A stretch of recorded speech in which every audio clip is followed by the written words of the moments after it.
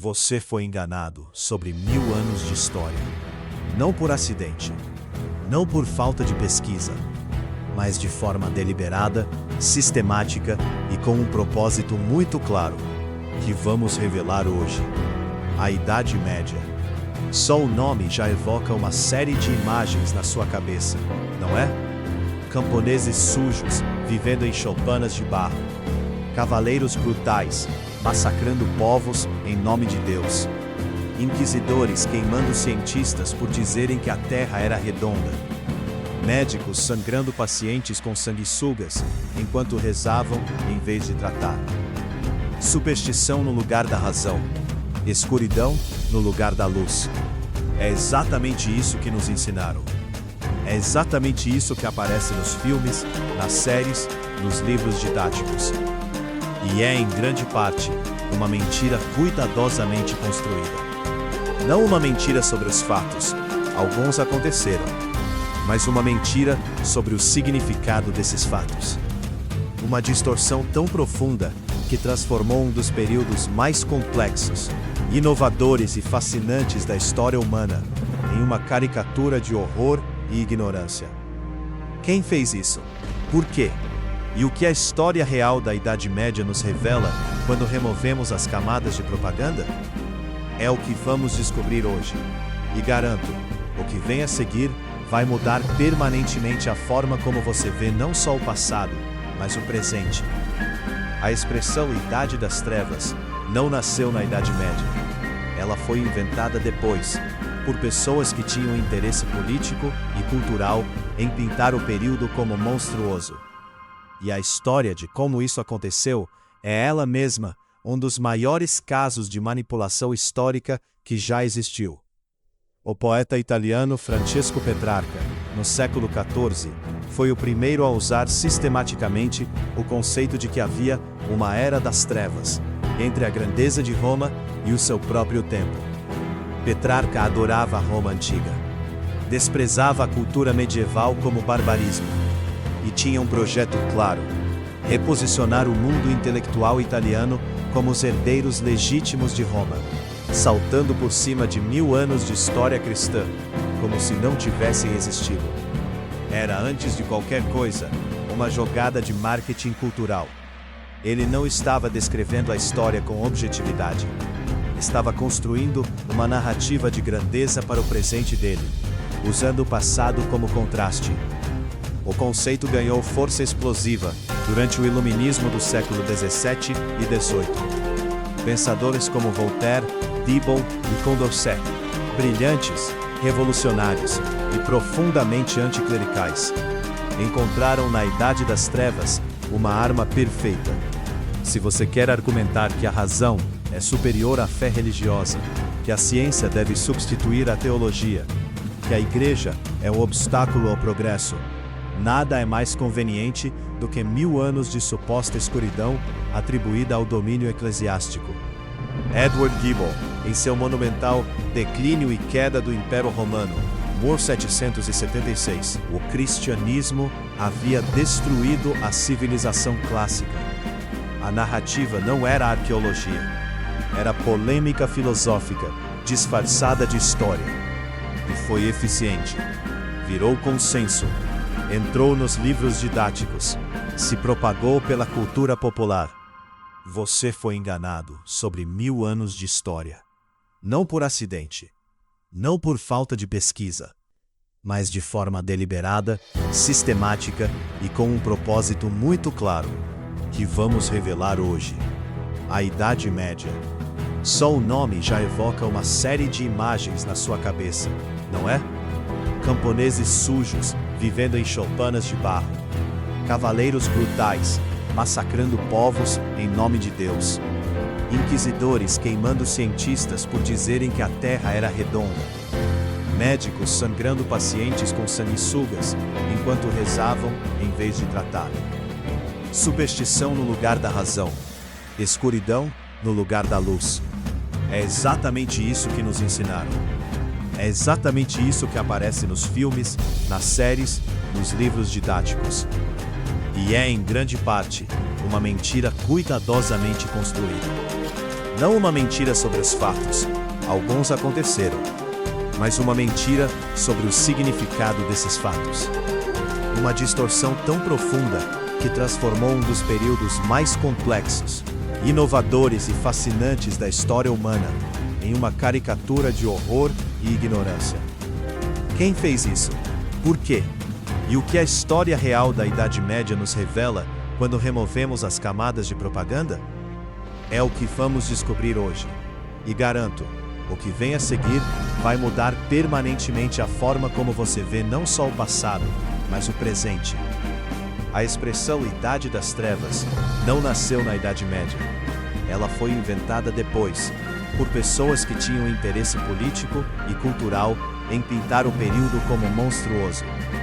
E a história de como isso aconteceu é ela mesma um dos maiores casos de manipulação histórica que já existiu. O poeta italiano Francesco Petrarca, no século XIV, foi o primeiro a usar sistematicamente o conceito de que havia uma era das trevas entre a grandeza de Roma e o seu próprio tempo.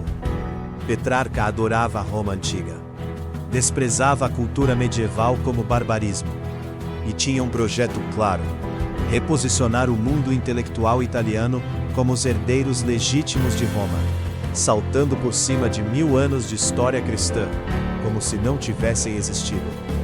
Era, antes de qualquer coisa, uma jogada de marketing cultural. Ele não estava descrevendo a história com objetividade. Estava construindo uma narrativa de grandeza para o presente dele, usando o passado como contraste. O conceito ganhou força explosiva durante o Iluminismo do século XVII e XVIII. Pensadores como Voltaire, Dibbon e Condorcet, brilhantes, revolucionários e profundamente anticlericais, encontraram na Idade das Trevas uma arma perfeita. Se você quer argumentar que a razão é superior à fé religiosa, que a ciência deve substituir a teologia, que a igreja é um obstáculo ao progresso, nada é mais conveniente do que 1000 anos de suposta escuridão atribuída ao domínio eclesiástico. Edward Gibbon, em seu monumental Declínio e Queda do Império Romano, 1776, o cristianismo havia destruído a civilização clássica. A narrativa não era arqueologia, era polêmica filosófica, disfarçada de história. E foi eficiente. Virou consenso, entrou nos livros didáticos, se propagou pela cultura popular. Aqui está o detalhe que raramente chega ao grande público. A expressão Idade das Trevas foi abandonada pela historiografia acadêmica séria há décadas. Os historiadores medievais profissionais, pessoas que passam décadas estudando o período, não usam mais esse termo para descrever o período como um todo. O historiador Umberto Eco, medievalista antes de ser romancista, foi direto. A Idade Média era um período de extraordinária vitalidade intelectual, artística e espiritual, completamente distorcido pela propaganda renascentista e iluminista. Michael Clancy, da Universidade de Londres, documentou extensamente como o período produziu inovações administrativas, legais e culturais que moldaram o mundo moderno. Regine Pernoud, historiadora francesa, escreveu um livro inteiro chamado Pour en finir avec le Moyen Âge, para acabar com os mitos da Idade Média, expondo sistematicamente cada clichê e demonstrando sua falsidade com fontes primárias. O problema é simples. Os medievalistas falam para outros medievalistas. A cultura popular fala para todo mundo. E a mentira viaja mais rápido que a correção. Vamos começar com o mito mais arraigado de todos. Na Idade Média, a ciência parou. As pessoas acreditavam que a Terra era plana. A Igreja perseguia qualquer um que discordasse da Bíblia. Tudo isso é factualmente falso. E vamos provar, um ponto por vez. Aqui está um fato que vai te surpreender. Nenhum pensador medieval educado acreditava que a Terra era plana. Isso não é opinião, é história documentada. Santo Agostinho, no século V, escreveu sobre a esfericidade da Terra. Isidoro de Sevilha, no século VII, descreveu a Terra como uma esfera em sua enciclopédia. Tomás de Aquino, no século XIII, tratava a esfericidade da Terra como um fato tão óbvio que não precisava de argumentação. As universidades medievais, Bolonha, Oxford, Paris, ensinavam astronomia ptolomaica, que pressupõe uma Terra esférica. A ideia de que medievais acreditavam na Terra plana foi inventada no século XIX por escritores como Washington Irving, que a incluiu em uma biografia romanesca de Cristóvão Colombo. Pura ficção apresentada como fato histórico. O debate de Colombo com os cosmógrafos espanhóis não era sobre a forma da Terra, era sobre o seu tamanho. Os espanhóis, corretamente, calculavam que a Terra era grande demais para que a rota ocidental fosse viável. Colombo é quem estava errado nos cálculos, e só sobreviveu porque havia um continente desconhecido no caminho. Aqui está outra coisa que raramente te contam nos documentários sobre a Idade Média. A universidade foi inventada na Idade Média. A Universidade de Bolonha, fundada em 1088, é a universidade mais antiga do mundo em operação contínua.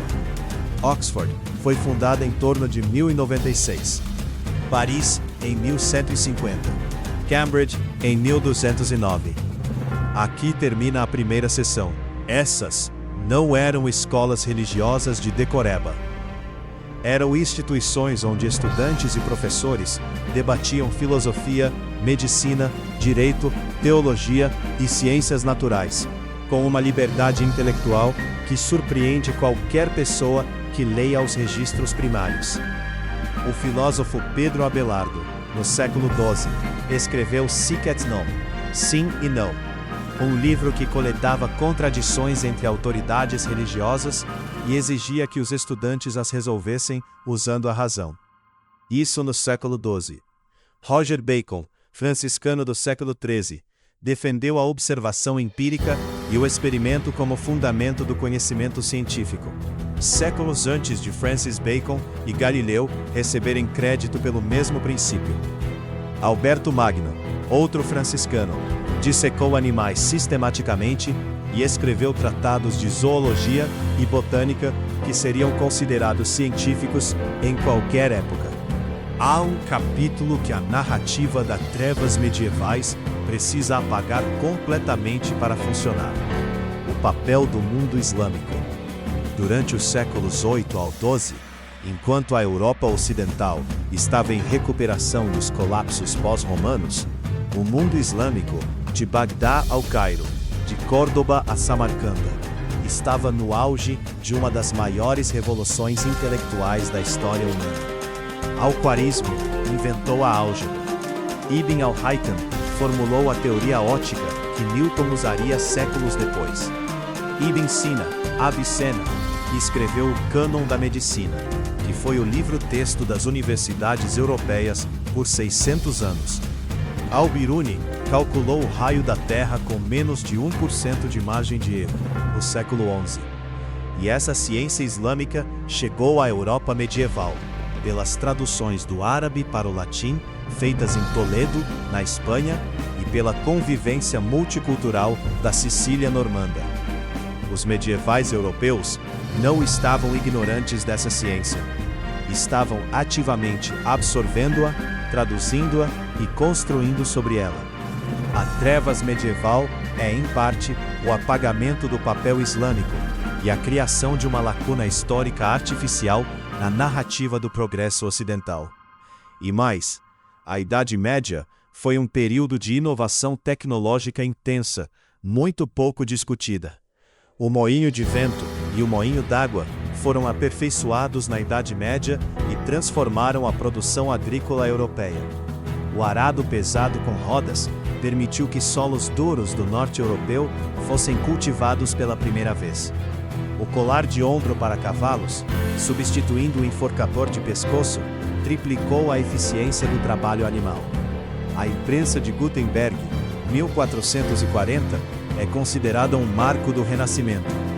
Mas a prensa mecânica, o papel, os tipos móveis, Todos esses componentes foram desenvolvidos e refinados durante a Idade Média ou chegaram da China via rotas medievais. Os óculos foram inventados na Itália medieval, por volta de 1290. O relógio mecânico, talvez a máquina mais transformadora antes da Revolução Industrial, foi desenvolvido no século XIII. A Catedral Gótica, frequentemente apresentada apenas como obra religiosa, é um prodígio de engenharia estrutural. As abóbadas ogivais, os arcos botantes, os vitrais que ocupam espaços que em uma construção romanesa seriam paredes sólidas. Tudo isso é solução de problemas de física aplicada. As catedrais medievais são, entre outras coisas, computadores de pedra. A geometria de cada nervura resolve equações de força e tensão que só foram formalizadas matematicamente no século XIX. Mas e a vida cotidiana? Porque a ciência de elite é uma coisa. O camponês medieval, vivendo em miséria, isso não é real? A resposta é, parcialmente sim, e muito mais complexo do que a imagem padrão. A imagem do medieval faminto é para grande parte da população e grande parte do período exagerada. Estudos osteológicos, análise de esqueletos medievais mostram que em períodos de estabilidade, a dieta medieval europeia era nutritivamente adequada e às vezes surpreendentemente variada. Grãos, legumes, peixes, carnes conservadas, queijos, ovos, frutas sazonais e, claro, cerveja e vinho, que não eram luxos, mas parte essencial da dieta cotidiana, porque a água não era segura para beber. Os mercados medievais eram vibrantes e diversificados. Especiarias do Oriente chegavam à Europa via rotas comerciais que operavam com sofisticação impressionante.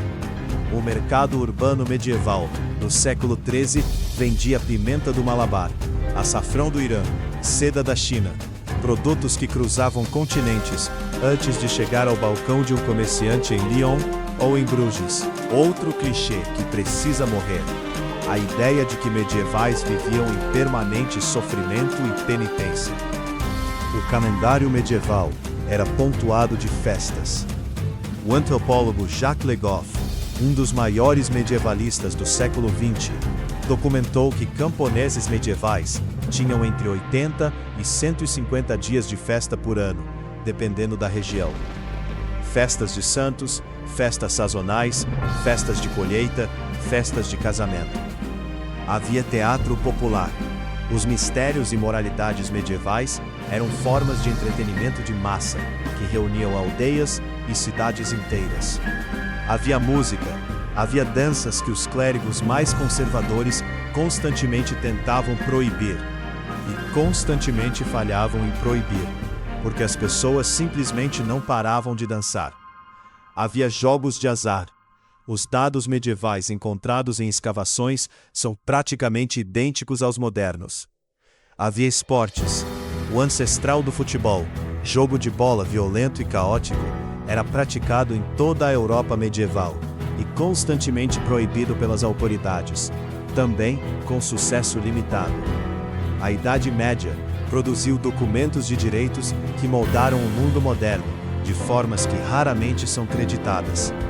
A Magna Carta de 1215, o documento que pela primeira vez limitou formalmente o poder do rei perante a lei, é um produto medieval.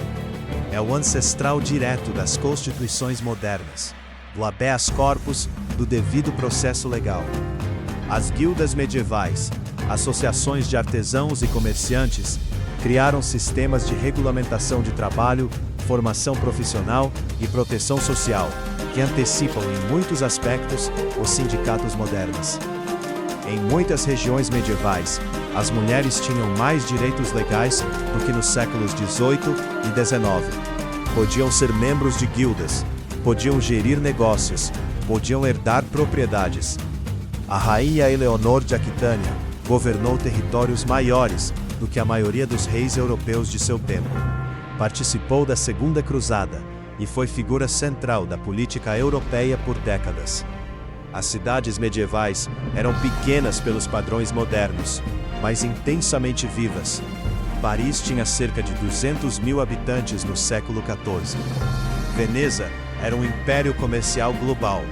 Bruges era o centro financeiro do mundo ocidental, com banqueiros flamengos, cujas técnicas de crédito e câmbio são os ancestrais diretos do sistema bancário moderno. As ruas medievais eram barulhentas, coloridas, fedorentas e vibrantes. Comerciantes gritavam suas mercadorias. Artesãos trabalhavam com as portas abertas para a rua. Mendigos, mercadores, clérigos, soldados, prostitutas, filósofos, tudo misturado num espaço urbano que, no caos, gerava uma criatividade cultural extraordinária. Agora vamos ao confronto direto com os maiores mitos, um por um, com fontes. Mito 1. A Inquisição queimou milhões. A Inquisição existe, é real, foi brutal em casos documentados. Não vou minimizar o sofrimento que causou. Mas os números que circulam na cultura popular são ordens de magnitude maiores do que os registros históricos sustentam. Os historiadores Henry Charles Lea e posteriormente Henry Kamen, que passou décadas estudando os arquivos da Inquisição Espanhola, chegaram a estimativas que chocam quem for criado na narrativa popular. A Inquisição Espanhola, em 350 anos de operação, executou entre 3 mil e 5 mil pessoas. Não é um número pequeno, é uma tragédia, mas é radicalmente diferente dos milhões que a narrativa popular sugere. Para comparação, a caça às bruxas secular conduzida por autoridades civis, não eclesiásticas, principalmente nos séculos XVI e XVII, após o período medieval clássico, foi responsável por um número semelhante ou maior de execuções em um tempo muito menor. O pior da perseguição religiosa europeia aconteceu em grande parte durante o Renascimento e a Reforma, o período que foi apresentado como a luz que sucedeu às trevas medievais. Mito 2. A medicina medieval era pura superstição. A medicina medieval era limitada. Não tinha antibióticos. Não entendia de germes. Cometia erros enormes. Mas pura superstição é uma calúnia a uma tradição que incluía Hildegarda de Bingen, abadesa do século XII, que escreveu tratados médicos baseados em observação clínica sistemática, ervas medicinais, descrições de sintomas, tratamentos documentados. Alguns de seus remédios botânicos foram validados por farmacologia moderna. A Escola Médica de Salerno, no século XI, é a mais antiga instituição médica europeia. Ela estudava medicina árabe, grega e judaica, num ambiente multicultural. Seus textos incluíam instruções de higiene, dieta e tratamento cirúrgico, que seriam razoáveis em qualquer época pré-microbiológica. E há uma descoberta recente notável. Pesquisadores da Universidade de Nottingham, em 2015, testaram uma receita de colírio ocular do manuscrito médico anglo-saxão Bald's Lichtbook, do século IX. A receita continha alho, cebola, vinho e bile de boi. Em testes laboratoriais modernos, a mistura demonstrou eficácia significativa contra o Staphylococcus aureus, resistente à meticilina, a bactéria MRSA, um dos maiores problemas da medicina moderna. Uma receita de 1000 anos, testada cientificamente, funcionando contra uma das bactérias mais resistentes que a medicina atual enfrenta. Isso não é superstição, é empirismo pré-científico, com resultado real. Mito 3. As cruzadas foram apenas agressão religiosa europeia.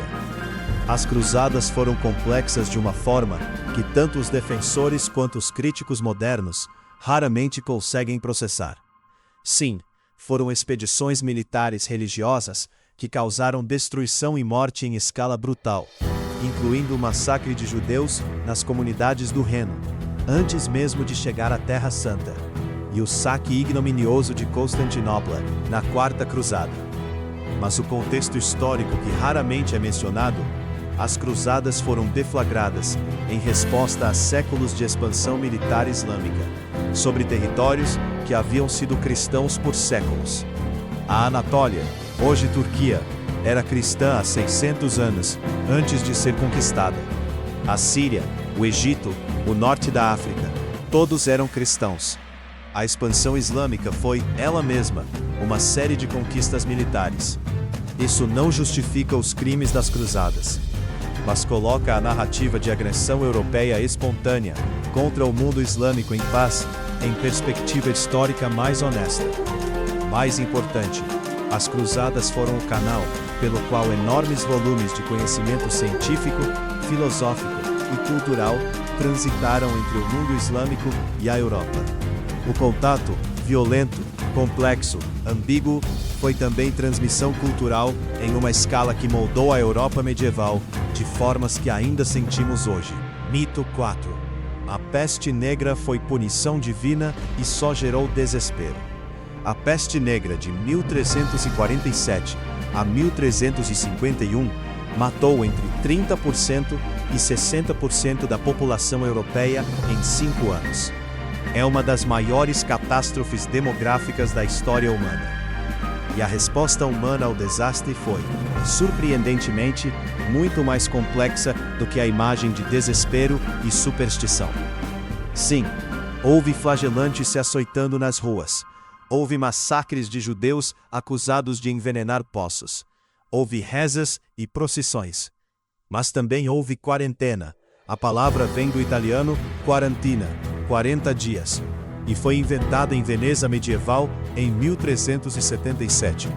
Como resposta racional e sistemática à transmissão da doença por viagem. A primeira quarentena documentada da história é um produto da administração pública medieval. Houve uma explosão de arte perturbadora e genial. A danse macabre, as pinturas de Bruegel, os textos de Boccaccio. A peste gerou uma das produções artísticas mais vívidas e emocionalmente honestas da história europeia. E a longo prazo, a escassez de mão de obra, que se seguiu à mortalidade em massa, empoderou os sobreviventes trabalhadores de uma forma sem precedentes. Salários subiram, servos fugiram e negociaram liberdade. A estrutura feudal, que havia durado séculos, começou a rachar, não por filosofia, mas por demografia. A peste negra, tragicamente, foi um dos catalisadores do fim da servidão na Europa Ocidental. Este é o bloco mais delicado e o mais importante para a honestidade intelectual do vídeo. A Igreja Católica na Idade Média era a instituição mais poderosa da Europa. E como toda instituição poderosa, fez coisas extraordinárias e coisas terríveis. Ambas precisam ser ditas. A Igreja medieval foi a maior preservadora de conhecimento da Europa pós-romana. Quando o Império Romano entrou em colapso no século V, foram os mosteiros que copiaram, preservaram e transmitiram os manuscritos da Antiguidade Clássica. Sem os monges copistas beneditinos, a maior parte de Cícero, Virgílio, Tácito e outros autores latinos clássicos teria se perdido para sempre.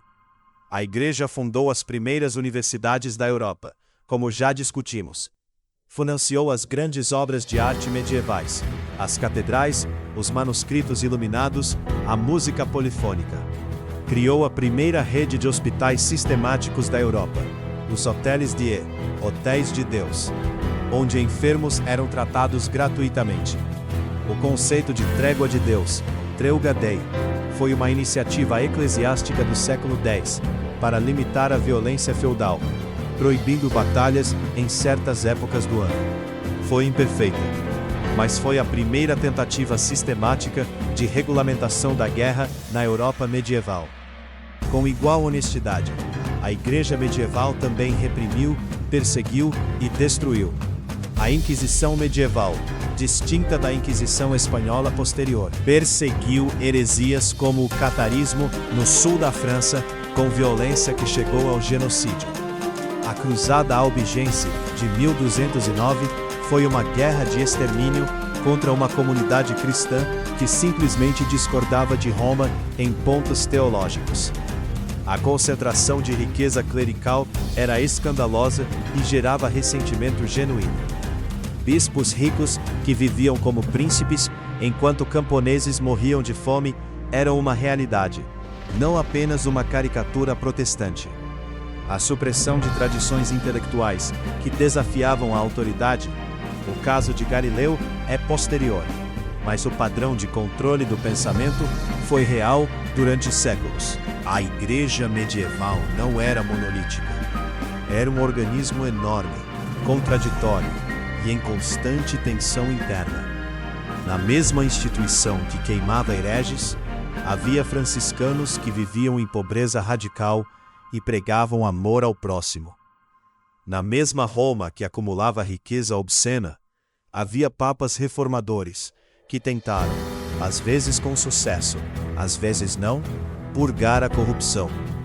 São Francisco de Assis, um dos mais amados santos cristãos, foi, em termos modernos, um radical. Pregou pobreza absoluta, amor pelos animais, respeito pelas culturas islâmicas em suas viagens. Sua ordem foi constantemente perseguida pela burocracia eclesiástica que ele mesmo integrava. A realidade é que a igreja medieval era um espelho da sociedade medieval, complexa, contraditória, capaz do pior e do melhor, e impossível de reduzir a uma caricatura em nenhuma direção. Vamos fazer um inventário. O que usamos hoje, que tem origem direta na Idade Média e que nunca reconhecemos como medieval. O sistema jurídico ocidental, o conceito de direitos individuais perante o Estado, o habeas corpus, o julgamento por júri, a presunção de inocência, todos têm raízes em documentos e práticas medievais. A Magna Carta de 1215 é citada explicitamente nas constituições de países em todo o mundo. O sistema universitário, a estrutura de faculdades, departamentos, graus acadêmicos, dissertações de doutorado, tudo isso foi inventado nas universidades medievais europeias. Quando você defende um TCC, está fazendo algo que os estudantes de Bolonha faziam no século XIII. O sistema bancário, as técnicas de crédito, câmbio, letras de câmbio, seguros marítimos, desenvolvidas pelos banqueiros medievais italianos e flamengos, são os alicerces do sistema financeiro global moderno. O conceito de nação, a ideia de que grupos humanos partilham uma identidade coletiva, vinculada a território, língua e cultura, que está na base do Estado-nação moderno, se desenvolveu na Europa medieval como alternativa ao universalismo do Império Romano. A língua que você fala, o português, como o espanhol, o francês, o italiano, é uma língua medieval. Surgiu do latim vulgar durante a Idade Média. Foi moldada por influências árabes, germânicas e celtas, e encontrou sua forma literária nos séculos XIII e XIV. A literatura em português começa na Idade Média, com as cantigas de amor, de amigo e de escárnio dos trovadores medievais ibéricos. A música clássica, a notação musical, a forma de escrever música, foi desenvolvida por monges medievais, especialmente por Guido de Arezzo, no século XI, inventor do sistema de somização Dó, Ré, Mi, Fá, Sol. Sem a invenção medieval da notação, não haveria como transmitir, preservar ou desenvolver a tradição musical ocidental que culmina em Bach, Mozart e Beethoven. Então, o que é a verdade proibida sobre a Idade Média? Não é um segredo guardado em cofres do Vaticano. Não é uma conspiração de historiadores. É algo mais sutil e, de certa forma, mais perturbador. É que durante séculos, a narrativa da Idade Média foi moldada por interesses dos humanistas renascentistas que precisavam de um passado sombrio para brilhar em contraste, dos iluministas que precisavam de um inimigo eclesiástico para argumentar pela razão secular, dos nacionalistas modernos que precisavam de uma origem mítica simples para histórias nacionais complexas. E o resultado foi que 1000 anos de história humana, de vidas reais, de descobertas reais, de arte real, de sofrimento real e de esperança real, foram reduzidos a uma caricatura que serve mais à política do presente do que a compreensão do passado. A verdade sobre a Idade Média é que ela foi o que toda a época humana é: contraditória, surpreendente, cruel, criativa e muito mais complexa do que qualquer narrativa simples pode comportar. Havia sim escuridão. Havia sim violência, superstição e injustiça, como há em toda a época, incluindo a nossa. Mas havia também luz. Havia universidades debatendo filosofia em latim. Havia monges preservando o conhecimento do mundo antigo à luz de velas. Havia catedrais sendo construídas, geração após geração. Um projeto coletivo que durava séculos. Havia trovadores cantando de amor em línguas novas. Havia matemáticos árabes e filósofos judeus e teólogos cristãos dialogando nas mesmas cidades. Havia, acima de tudo, seres humanos tentando entender o mundo com as ferramentas que tinham, exatamente como nós. E talvez o maior legado da Idade Média para nós seja esse: o lembrete de que nenhuma época se reduz ao que a próxima diz sobre ela, inclusive a nossa. Se esse vídeo mudou alguma coisa na forma como você pensa sobre história, compartilha com alguém que ainda acredita nos clichês. A melhor forma de matar um mito é a conversa. Nos comentários, me conta, qual foi o fato que mais te surpreendeu? Aposto que foi a Terra plana.